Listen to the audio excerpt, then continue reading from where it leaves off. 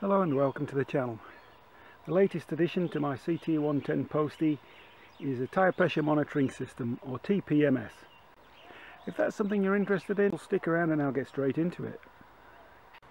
Well, there's lots of reasons why you might want to fit a TPMS or tyre pressure monitoring system to your postie.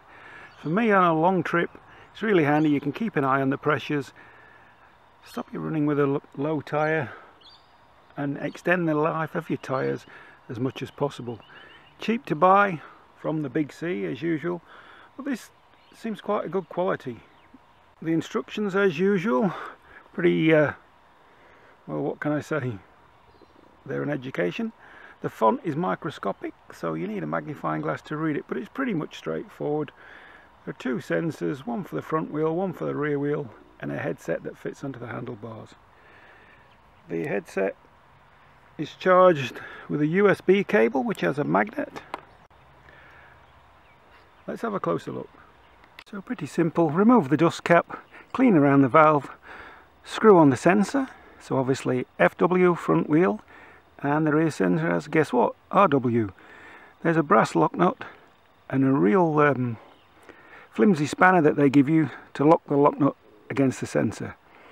Takes less than a couple of minutes to install. And here's the rear sensor. It's identical to the front, simply says RW. Brass lock nut, screws onto the valve. Well, the headset simply fits onto the handlebars with the bracket supplied. I'm running out of room on my handlebars, but it's on there. It should, according to the instructions, automatically turn on and off. This doesn't seem to be doing that. Maybe it's just something that I need to change in the menu, but if you press the top button it will come on. I'm not sure if you can see. Maybe I'll take the headset off, put it to one side to see if we can get a better view. So I've removed the headset, so hopefully you can see the display more clearly. So at the top we've got the front wheel, at the bottom rear wheel, so 25 and 26 psi, and they're both at 21 degrees Celsius.